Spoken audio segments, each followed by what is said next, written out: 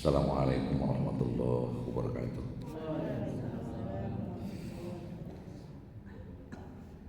Pagi ini kita masuk Al-Anfal ayat 28. A'udzubillahi minasyaitonir rajim. Bismillahirrahmanirrahim. Wa'lamu annama amwalukum, dan ketahuilah olehmu bahwasanya harta-hartamu wa auladukum, dan anak-anakmu fitnah, adalah ujian, adalah cobaan. Wa annallaha, dan bahwasanya Allah indahu ajrun azim, di sisinya pahala yang besar.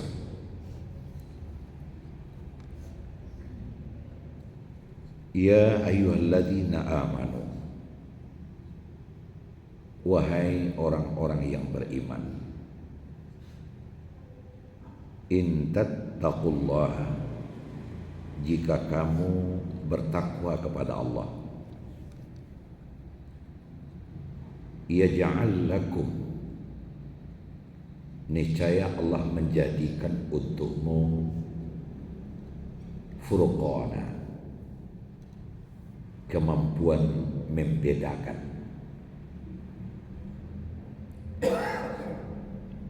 wa yukaffir ankum, dan menghapus dari kamu sayyiatikum, kesalahan-kesalahanmu, wa yaghfir lakum, dan mengampuni kamu. Wallahu dzul fadlil azim, dan Allah memiliki karunia yang besar. Sampai situ. Bismillahirrahmanirrahim. Wa'lamu annama amwalukum, dan ketahuilah olehmu bahwasanya harta-hartamu, wa auladukum, dan anak-anakmu, fitnatun, adalah cobaan. Wa annallaha, dan bahwasanya Allah indahu ajrun azim, di sisinya pahala yang besar. Ya ayyuhalladzina amanu, wahai orang-orang yang beriman, in tattaqullah, jika kamu bertakwa kepada Allah, yaj'al lakum, ia menjadikan bagimu furqana, kemampuan membeda, wa yukaffir ankum, dan menghapus dari kamu sayyiatikum, kesalahan-kesalahanmu, wa yaghfir lakum, dan mengampuni kamu. Wallahu dzul fadlil azim, dan Allah memiliki karunia yang besar. Bapak Ibu jamaah yang saya hormati,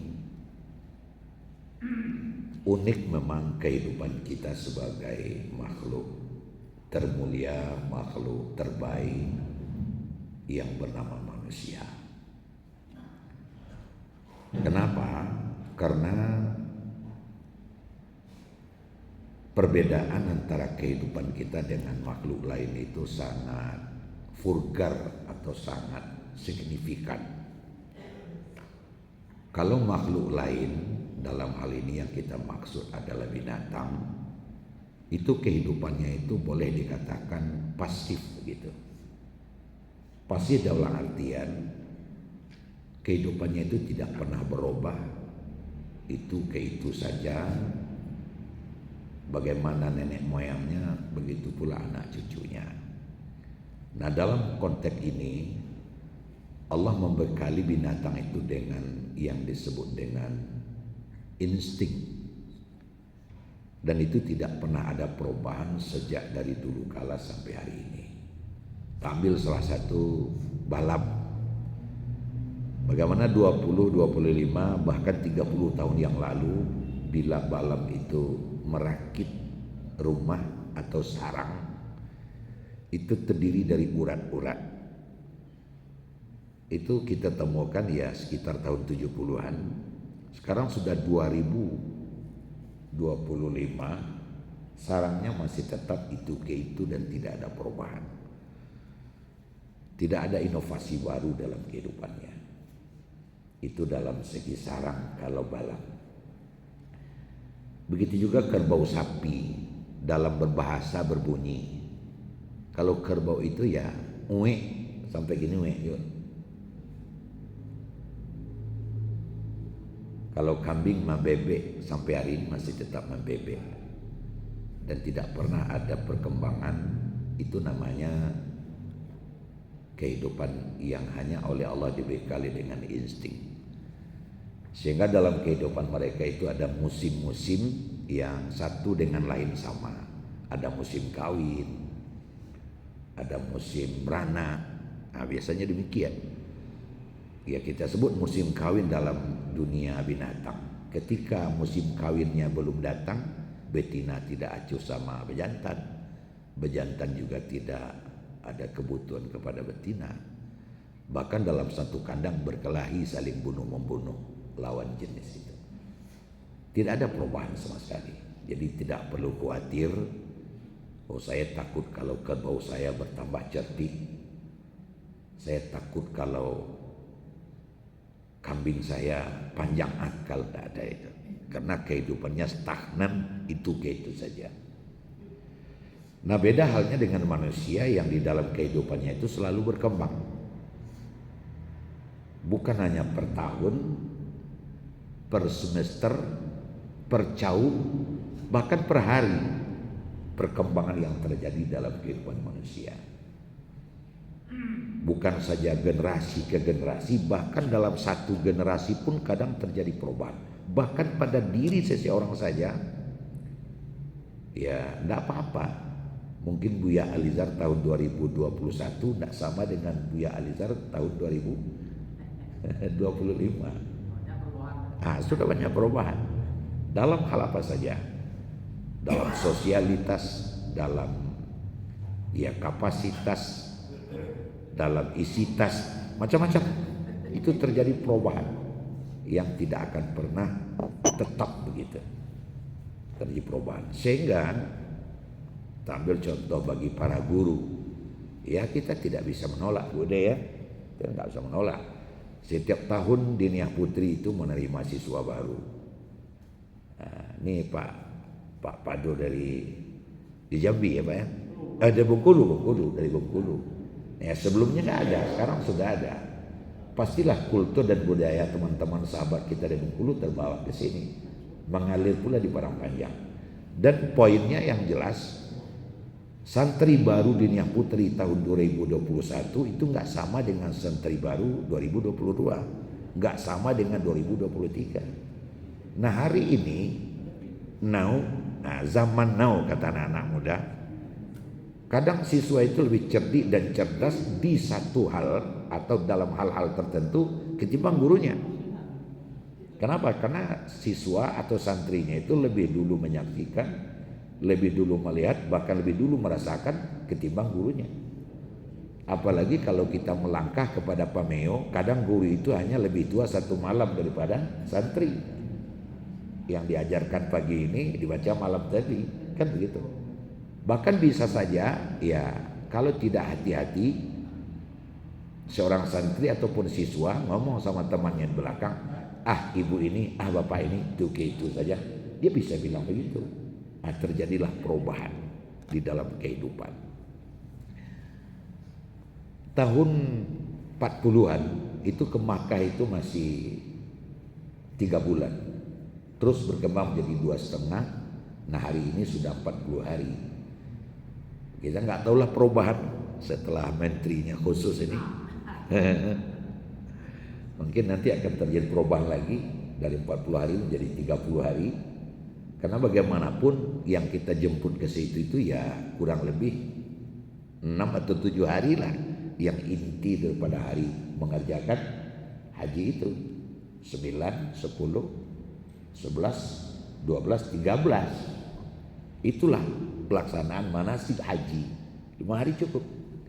Ya cuman selama ini oleh karena keterbatasan pesawat, keterbatasan landasan pacu pesawat terbang di King Abdul Aziz, sehingga 40 hari itu dikatakan pas bolak-baliknya pesawat durasi landing dan durasi take off. Bisa saja untuk pada suatu saat terjadi perubahan lagi dengan tidak merusak substansi daripada ibadah haji itu sendiri.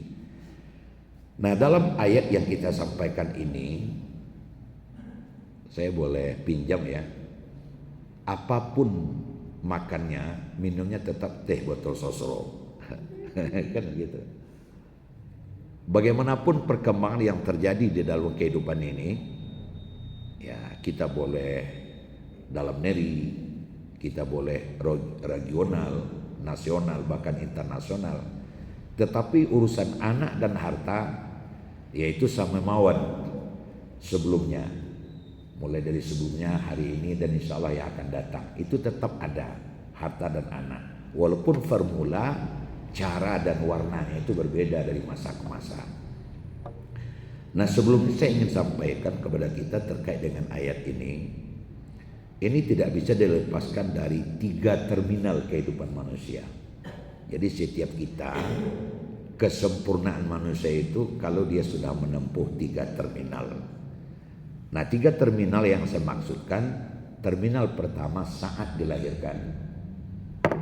Saat dilahirkan, udel.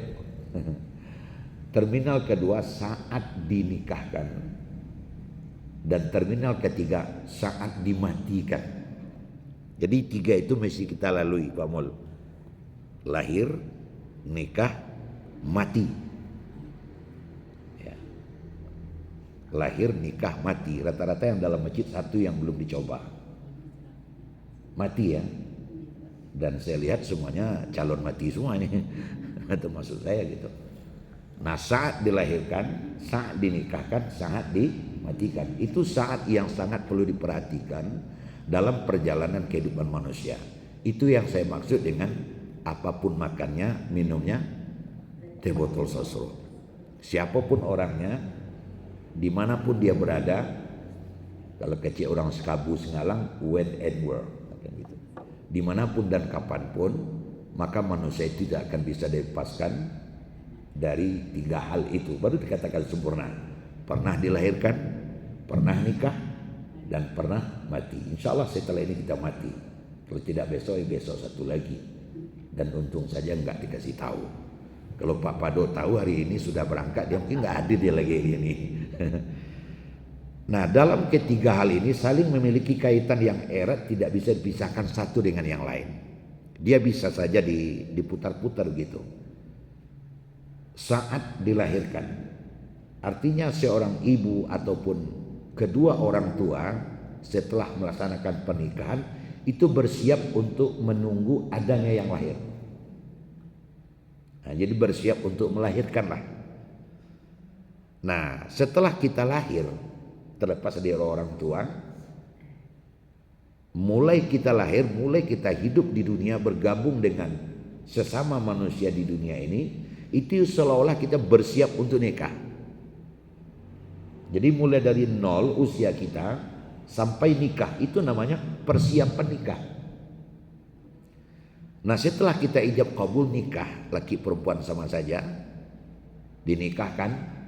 Nah setelah kita nikah itu seolah kita bersiap untuk mati. Nah jadi semuanya kehidupan kita seperti itu. Seperti yang kita lakukan hari ini, saat ini, detik ini persiapan mati ini. Jadi orang yang hidup dia bersiap untuk mati. Orang yang nikah bersiap untuk melahirkan. Jadi dia bisa diputar-putar. Satu dengan yang lain memiliki kaitan. Nah Bapak Ibu hadirin sekalian, lahir boleh, nikah nggak masalah, mati juga nggak masalah. Tapi ingat, tidak ada makan siang yang free, itu tidak ada. Tidak ada nempere. Tidak ada di dunia ini yang free, yang tanpa bayar, tidak ada. Karena dunia itu adalah harga. Kalau kita ke Bukit Tinggi, sebutlah kebun binatang, Taman Bundok Gandong, masuk belok kiri, itu di sana ada tempat buang air. Sudah ada tulisan, buang air kecil 2.000, buang air besar 5.000. Orang tidak mau peduli, setelah kita masuk keluarnya harus bayar. Masuknya free, keluarnya bayar. Kalau kita masuk ke yang agak ke kiri itu 5.000 buang air besar, nggak bisa kita berbantah. Mahana mah buang airnya seketik tadinya, nggak bisa. Pokoknya bapak masuk bapak 5.000. Walaupun kita nipu juga, sampai buang air besar, buang air kecilnya nyelip juga, tapi tetap 5.000. Sebaliknya ke sebelah, kalau basah masuk ke sebelah 2.000. Mau nak jadi tadi buang air, tak perlu, pokoknya asal keluar bayar. Jadi buang air pun membayar. Katanya sebentar lagi di samping undang-undang perampasan aset tidak kunjung disepakati, dan akhirnya kita juga hampir tahu bocorannya. Ternyata banyak aset yang patut disita dari mereka. Pantasan mereka nggak mau. Itu baru perampasan aset. Saya dengar sedikit lagi kentut dipajak. Yang terkentut nggak pajak ntar lagi. Kan seperti itu. Nah, sehingga tidak ada yang free di dunia ini. Tidak ada yang free. Termasuk ibadah pun bayar. Karena kita punya pakaian dan pakaian itu pasti dibeli. Kan seperti itu. Jadi artinya adalah boleh melahirkan tapi bayar. Kalau sesar berapa sekarang? Itu melihat kondisinya. Ada 1 juta, ada 1.500.000. Sehingga itu nilai bisnis yang cukup tinggi. Orang yang nggak sesar juga. Nah, kan gitu. Nah, terjadi spekulasi di situ kan. Nggak sesar pun bayar juga. 250, 300. Pokoknya nggak ada yang free di dunia ini, tetap ada bayar semuanya. Makin besar bobotnya, makin besar bayarnya. Itu sudah harga yang pasaran dan itu bisa dipahami. Jadi tidak free. Apalagi nikah, bayar juga. Sekarang alhamdulillah undang-undang pernikahan masih tetap satu nikah 600.000 setor ke bank. Bukan ke Pak KUA, tapi setornya ke negara. Tapi kalau nikah di kantor free. Nah ini saya sampaikan, kalau ada Pak KUA minta uang nikahnya di kantor, itu Pak KUA-nya bisa ditangkap itu. Nah, tapi kalau dia di luar kantor, mungkin di masjid, mungkin di rumah, mungkin di satu gedung, 600.000. Akan bayar juga itu. Mati dibayar juga.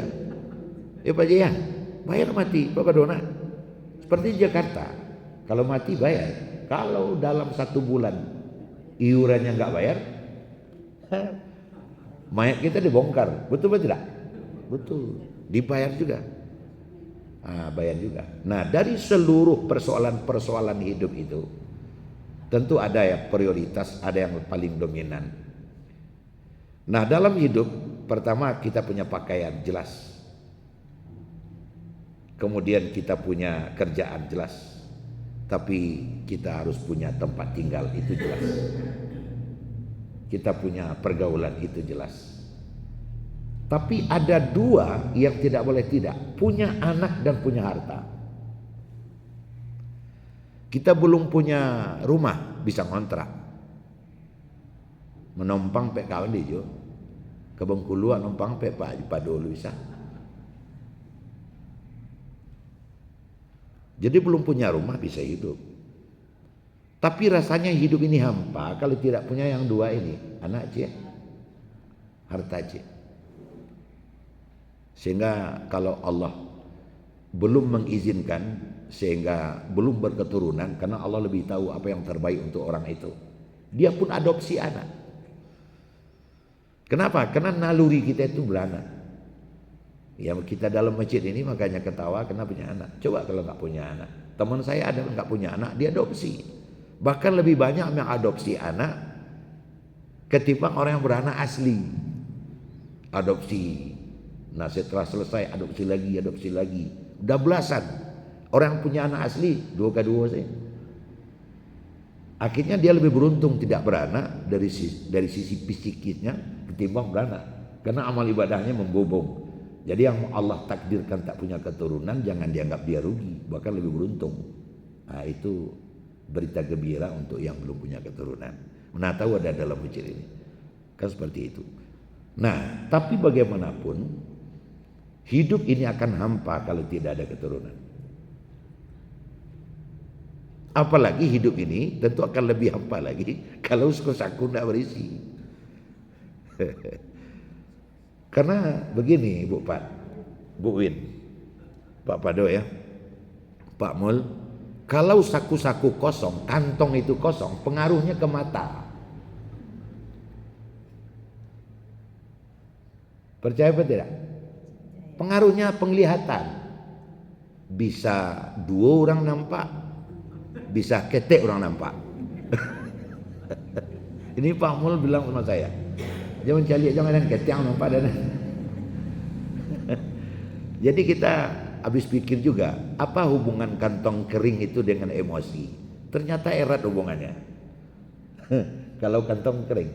Tapi kalau kantongnya itu ya gemuk, isinya banyak, waduh, akhlaknya mulia. Makanya iman kita sebagai manusia itu tidak bupat. Adalah iman yang sifatnya yazid wa yangkus, naik dan turun. Tanggal 1 sampai tanggal 10 imannya kuat. Tapi kalau tanggal 20 kate imannya sudah mulai melemah. Kalau tanggal 1 sampai tanggal 10, waduh masya Allah, halo assalamualaikum, satu kedai traktir itu. Lo nanya gini. Tapi kalau 20 kate jangan macam-macam lah. Anjali yang gede, lampang aja. Karena imannya sudah mulai tipis. Itulah harta. Jadi pede atau percaya diri tidak bisa dilepaskan dari kantong. Jadi kalau orang kanker lebih parah dari kanker benaran. Kan seperti itu. Nah, sekarang anak, kalau harta ya sudah kita pahami lah. Dengan harta semuanya bisa jadi. Dalam falsafah kehidupan kita biasa disebut itu di Sumatera Barat, di Bengkulu, di Jambi, di Riau, dek padi menjadi dek ameh kameh. Pasti Pak Pado itu paham itu. Dek padi menjadi dek ameh kameh. Apa aja bisa jadi kalau dengan harta ini. Dek padi menjadi dek ameh kameh. Seperti itu. Akhirnya bagi orang yang kurang arif menyikapinya, dijarah itu rumahnya. Ya nggak usah lagi kita teruskan, nanti bertele-tele pula. Nah, itu harta. Saya sedang menebak-nebak. Kadang-kadang ada benarnya juga, ada sebagian teman kita ngomong, uang itu Tuhan yang kedua. Itu ngomongnya tidak benar, tapi prakteknya begitu. Tuhan itu nomor 2-nya uang. Ada yang bilang begitu. Itu satu. Yang kedua, gue aja. Kalau ada piti pun tidak ada urusan anak, gue aja. Ada yang bilang begitu tak? Ada. Begitu pengaruhnya uang.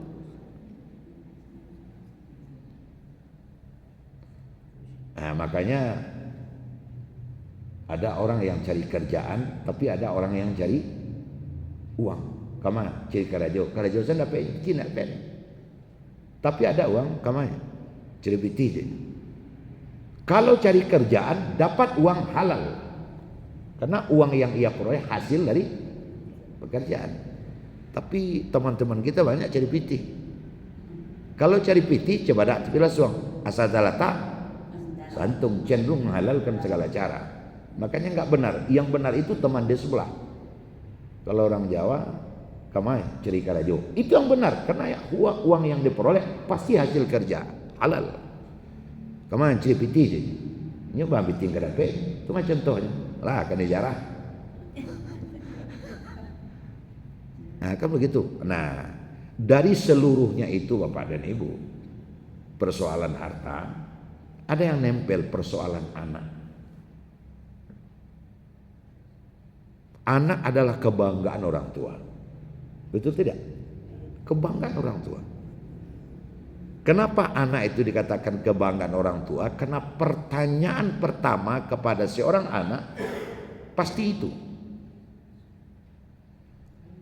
Umpamanya ya kita menghadiri satu event, ya sebutlah kalau dari segi agama MTQ, Musabaqah Tilawatil Quran. Ada utusan remaja, utusan anak-anak. Akhirnya juara satu tingkat remaja jatuh kepada Usman umpama. Maju Usman ke Mongko. Semuanya pada bertanya, dia anak siapa? Pasti yang ditanya orang tuanya. Nah Pak Pado dari Bengkulu, oh, alhamdulillah. Pas dipanggil anaknya di Diniyah, ranking 1 di lokal itu. Yang ditanya beliau, betul tidak? Pasti. Tapi sebaliknya juga demikian Bapak. Tatangkok deh satpam di Mungko tuh, anak ketek umur SMP atau SMA kelas 1, mangupak kotak mensaji. Dibawa ke kantor Satpol PP. Pertanyaan pertama apa? Anak siang, siang, bializar aja.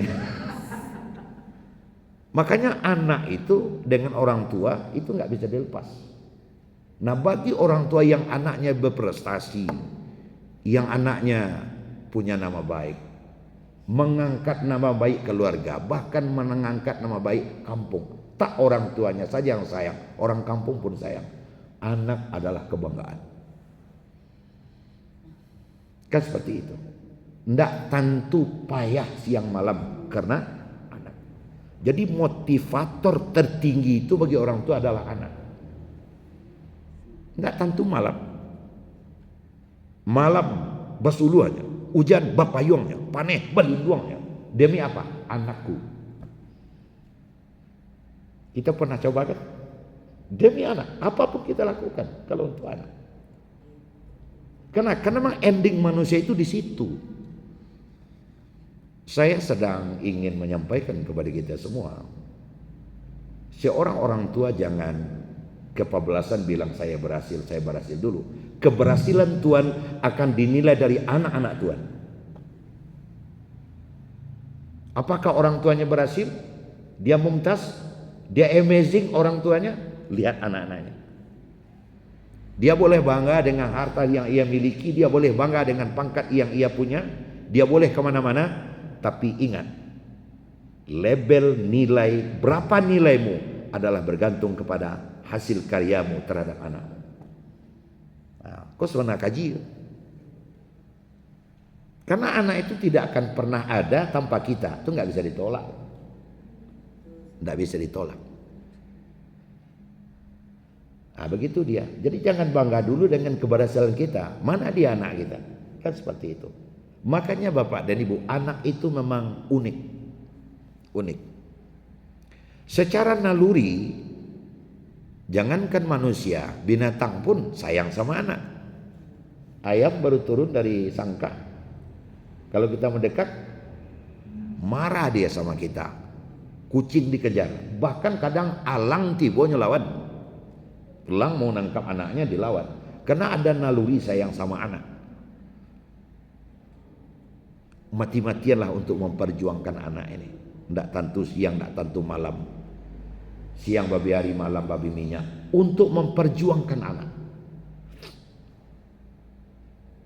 Kan seperti itu. Tengah malam waktu tidurmu, kan ada lagunya. Selalu dilihat dan didengarkan. Seorang ibu pulang dari kerja, nyampe di rumah hausnya bukan main, laparnya bukan main, tapi yang diambil anak dulu, disusukan anak, baru dia senang. Setelah anaknya puas dan tidur, baru dia makan dan minum. Itu ibu yang punya naluri. Tetapi sebaliknya, ada yang bunuh anaknya, ada yang masukkan anaknya ke kolong-kolong, ada yang masukkan anaknya ke karung lalu dilempar.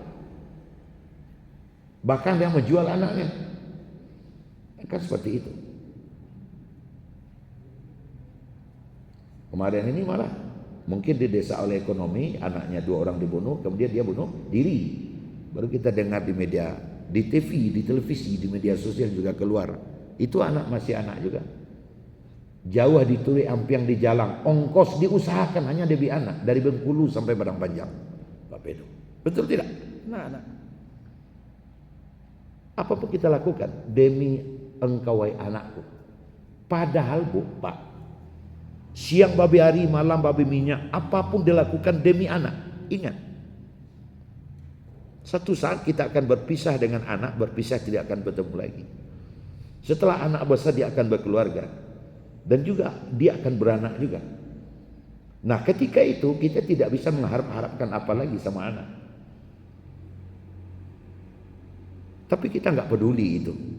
Apakah dia nanti akan membalas jasa atau tidak, itu bukan persoalan. Karena kita tahu betul orang tua terhadap anak adalah kewajiban, tapi anak terhadap orang tua kebaikan. Nah itu beda kalimatnya. Kalau kita terhadap anak kewajiban, kalau bahasa menyanyikan anak berdosa bahasa.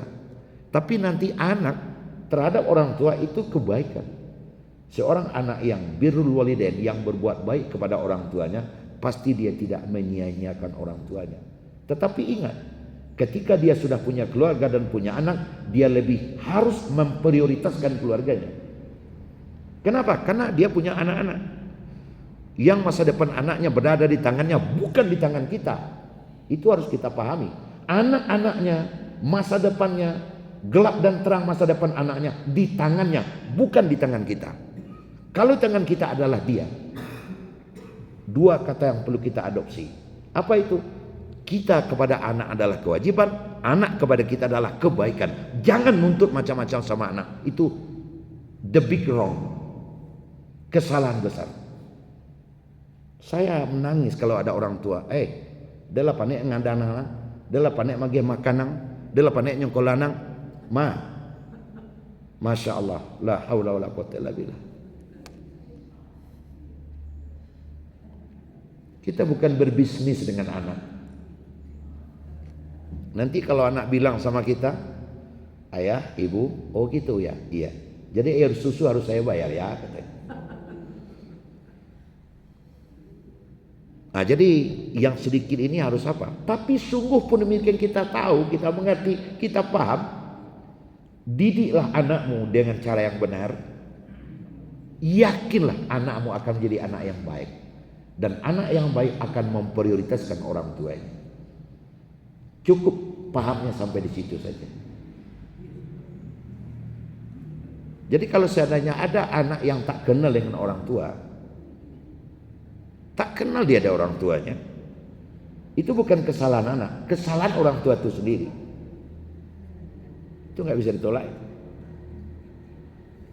Kesalahan orang tua sendiri. Bagaimana dengan kesalahan orang tua sendiri, ibu, bapak? Malayarham la yurham.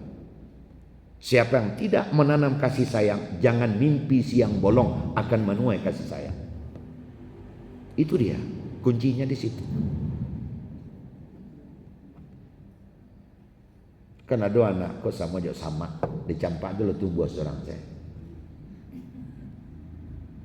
Kan ada yang begitu. Campaan tumbuhan nanti kita nuntut pula sama dia. Silakan pertanggungjawaban di hadapan Allah Subhanahu wa taala. Tapi ketika itu bunga kita tanam, kemudian kita sirami, ada semak-semak kita bersihkan, kita pupuk, kita racun, dia tumbuh dengan baik, maka bunga akan menyumbangkan keindahan, akan menyumbangkan bau yang semerbak dan harum yang menyenangkan, bahkan pemandangan yang menenteramkan. Yakinlah. Tapi kalau dipabiasi tidak disiram-siram, maka bunga itu akan mengacau. Datanglah hama-hama yang bukan saja menjadikan bunga itu mati, bahkan mengganggu kehidupan kita. Kalau kita tanam sama anak kasih sayang, kita cumbu, kita sayangi, tidak tantu siang, tidak tantu malam, tidak ame bungka diasa, tidak kayu janjang di kapiang, yakinlah anak akan menjadi seorang anak yang baik, anak yang soleh. Dan anak yang soleh dia tahu salah satu kewajibannya adalah menghormati orang tuanya. Yakinlah, durian korareh surang, tidak perlu jujuluan. Nah ingat, kalau durian korareh surang, dia gugur sendiri, jangan orang tua nggak ngambil pula. Karena itu adalah anak sedang memproduksi pahala. Jangan stop anak memproduksi pahala. Karena ada orang tua yang egois pula. Enggak. Jangan anak kita dihalangi masuk surga. Gitu caranya. Karena ada pula orang tua. Dan bisanya enggak perlu kalian bantu. Jangan begitu. Jangan stop anak kita masuk surga. Seperti itu. Tapi sebaliknya, durian usahakan rarehnya sendiri. Bagaimana caranya? Durian itu kita pupuk di waktu masih remaja. Kita pupuk sebagainya. Oleh karena itu Bapak dan Ibu, makin pahamlah kita. Patut Allah mengatakan di sini, wa'lamu, ketahuilah olehmu, annama amwalukum wa auladukum fitnah. Bahwasanya anak-anakmu dan harta-hartamu adalah cobaan untukmu. Makin terasa deh Pak. Harta adalah cobaan, anak adalah cobaan. Jadi makanya ujian itu dalam bahasa Arabnya tamrin. Kata-kata tamrin itu berdekatan dengan fitnah. Kalau mau tanya ke Bu Del, seorang yang sedang menghadapi ujian, maka dua kemungkinan selesai ujian itu akan datang ke dirinya. Apa yang dua kemungkinan? Lulus, gagal. Maka anak itu adalah ujian. Maka ada orang tua yang lulus menghadapi anak, ada orang tua yang gagal menghadapi anak. Di dalam benak saya, orangnya nggak boleh disebutkan, dia punya anak lebih dari 5, bapaknya hebat, ibunya hebat, tapi gagal dalam menghadapi anak. Sehingga anaknya ada yang narkoba, ada anaknya yang pergaulan bebas, tidak satupun anaknya itu. Kenapa? Dia gagal dalam menghadapi ujian. Makanya anak itu adalah ujian. Harta, ya kedua-duanya sudah saya sampaikan sejak dari tadi. Harta dan anak nggak bisa dipisahkan, karena memproduk anak yang bisa tahu diri itu dengan harta. Tapi tidak perlu banyak, harus berlimpah ruah. Bahkan sebaliknya Ibu ini, ada orang tua yang memanjakan anak dengan uang, harta, minta dia, minta dia. Ternyata yang bersangkutan sedang memproseskan anaknya masuk neraka. Asal minta dia, minta oto dia, minta onda dia, onda. Apa saja diminta dikasih.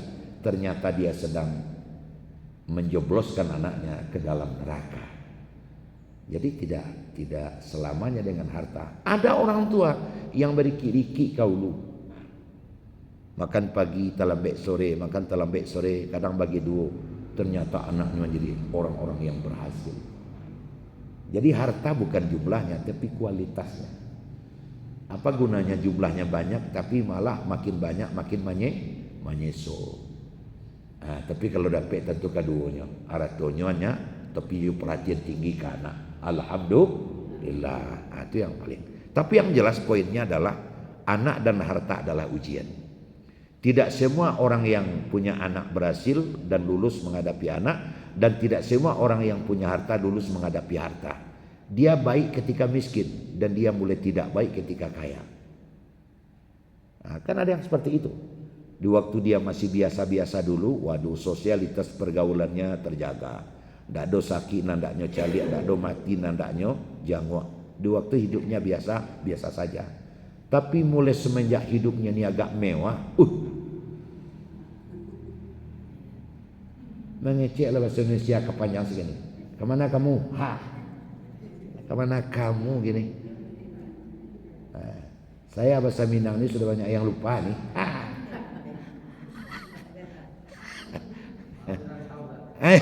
Ini lama kemarin tahu ya. Sudah banyak yang lupa. Oh, rupanya memang kita dapat info dia merantau 3 bulan di Jakarta. Anak-anaknya sudah berubah dari abah jo umi berubah jadi papi mami hari ini. Mana papi? Papi mendiang kabau. Itu tidak lulus dia menghadapi tes. Nah, ibu, pak, saya sependapat. Memang menghadapi anak itu letih kita. Yo payah. Apalagi anak yang masih dalam asuhan. Menyusukannya, memandikannya, membarasian kotorannya, parangainya, segala macam. Memang letih kita. Ibu lihat? Letih kita. Tetapi indahu ajrun azim. Di sisi Allah pahalanya besar itu. Karena anak itu adalah amanah. Nah, dalam surah At-Taubah dikatakan anak itu amanah. Amanah anak itu memang letih kita.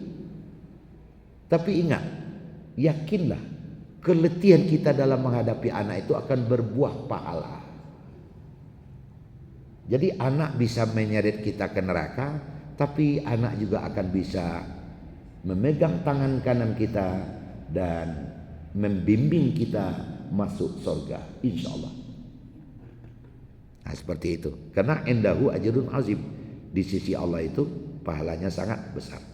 Nah, Bapak Ibu hadirin sekalian, Allah memberikan pamungkas dengan ayat yang kedua kepada orang-orang tua yang arif. Dia mendidik anak dan berharta dengan membekali dirinya, in tattaqullah. Hai orang beriman, jika kamu bertakwa kepada Allah. Artinya rumah tangganya dia berikan percikan agama, pergaulan sosialitas kehidupan sehari-harinya diberikannya percikan agama, maka Allah berikan kepada dia semacam reward. Yaj'al lakum, maka Allah akan menjadikan untukmu furqana. Ini yang kita inginkan sebenarnya. Furqana itu adalah kemampuan membedakan. Kemampuan membedakan. Ada 2 macam Bapak. Pertama pengetahuan membedakan, yang kedua kemampuan membedakan. 2 macam itu. Pengetahuan membedakan itu banyak, hampir seluruh orang tahu. Konan batu, konan salah, konan elok, konan kurang elok, konan rancak, konan buruk. Hampir semua orang tahu. Tapi tidak semua orang punya kemampuan. Nah begitu. Jadi semua orang punya pengetahuan, tetapi tidak semua orang punya kemampuan untuk itu. Kok salah, kok batu hanya tahu. Tapi kadang pengetahuannya itu dia tidak gunakan, sehingga dia tidak mampu. Yo ba'alai je. Ba'alai bahasa Arabnya, ba'alai bahasa Arabnya. Akhirnya dia terperosot kepada mengamalkan sesuatu yang dia tahu sesuatu itu salah. Nah, Allah Subhanahu wa taala mengatakan, apabila hidupmu itu kamu iringi dengan intattaqullah, dengan bertakwa kepada Allah, maka pengetahuan yang ada pada dirimu Allah akan tambah dengan kemampuan untuk melaksanakan pengetahuan itu. Hayya 'alas shalah, dia tahu itu waktu sholat sudah masuk, sebaiknya kita ke masjid.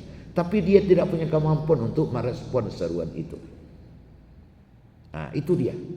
Kenapa? Karena intattaqullahnya kurang. Nah, ibu dan bapak, dalam menghadapi anak juga demikian. Ada orang yang punya kemampuan tapi tidak punya kemauan, sehingga anak dibiarkan begitu saja. Tapi bagi orang yang menghiasi kehidupannya dengan agama, maka dia punya kemampuan dan punya kemauan. Kalau dia sudah punya kemampuan dan kemauan membedakan antara yang baik dengan buruk, di dunia ini kan cuma 2 saja ini. Ada hitam, ada putih, ada atas, ada bawah, ada baik, ada buruk, ada hak, ada batil, ada sakit, ada senang, ada lelaki, ada perempuan, ada terang, ada gelap. Itu ada, semua orang mampu membedakan itu. Tapi tidak semua orang Mampu. Semua orang tahu tapi tidak semua orang mampu. Ada hak, ada batil, ada haram, ada halal. Dia tahu itu. Ku halal kok, ku haram kok. Tapi ada nak mampunya. Nyolanya usah doalanya. Tumbuh di haram, haram lah. Tumbuh di halal, alhamdulillah. Nah, itu saja. Nah, kenapa terjadi seperti itu? Jadi orang-orang tua di dalam menghadapi ujian yang gagal dia karena dia tidak punya furqana. Tidak punya kemampuan dan tidak punya kemauan. Tidak punya kemampuan. Kemauan mungkin ada. Kemampuan mungkin ada. Kemauan yang dia tidak punya furqana. Nah, bagi orang-orang yang sudah punya kemampuan untuk membedakan, wa yukaffir ankum sayiatikum, insyaallah dia akan terhindar dari kesalahan-kesalahan kecil. Nah, dia akan terhindar. Yukaffir ankum sayiatikum, dia akan bersih, terhindar dari kesalahan-kesalahan. Kalau dia sudah terhindar dari kesalahan, sedangkan kesalahan sayiat saja, sayiat itu kesalahan-kesalahan kecil, dia terhindar. Bahkan pas di waktu berangkat dari Bengkulu ke Padang Panjang saja, lampu merah tidak mau dia nabrak, walaupun orang nggak ada. Nampak di mata nendak. Pas wak magas kawat tibu badarua, tapi dia punya kemauan dan punya kemampuan manahan. Pak Pado tadi selamat tiba orang panjang. Ada orang tidak punya kemauan, orang tidak ada orang nyogah dia tang. Nah, kan begitu. Nah, kalau yang kecil-kecil saja dia sudah jaga, wa yaghfir lakum, Allah akan mengampuni. Akan mengampuni dosa-dosanya. Nah, jadi ceritanya berbelit-belit di situ, berputar-putar di situ, tapi intinya adalah demikian. Kuncinya apa itu? Dekat kepada agama. Kuncinya apa itu? Kuncinya adalah menghiasi kehidupan kita dengan takwa kepada Allah. Makanya Allah tegaskan, ya ayyuhalladzina amanu taqullaha haqqa tuqatih, sebenar-benarnya bertakwa. Wallahu dzul fadlil azim, dan Allah memiliki karunia yang besar. Nah, jadi Bapak Ibu, mari kita rakit kehidupan yang penuh dengan seluk-beluk ini dengan mendekatkan diri kepada Allah Subhanahu wa taala. Kalau sudah dengan agama, anak dan harta aman saja itu, tidak ada masalah. Baiklah.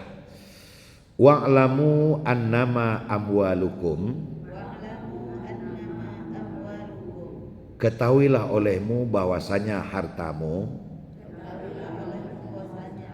wa auladukum, dan anak-anakmu, fitnatun, adalah ujian.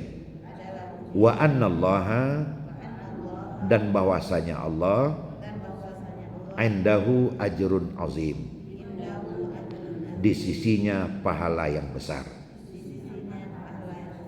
Ya ayyuhalladzina amanu, hai orang-orang yang beriman, in tattaqullah, jika kamu bertakwa kepada Allah, yaj'al lakum furqana, niscaya Allah jadikan untukmu kemampuan membedakan. Wa yukaffir ankum sayiatikum, dan membersihkan kamu dari kesalahan-kesalahanmu. Wa yaghfir lakum, dan mengampuni kamu. Wallahu dzul fadlil azim, dan Allah memiliki karunia yang besar. Alhamdulillah rabbil alamin. Assalamualaikum warahmatullahi wabarakatuh.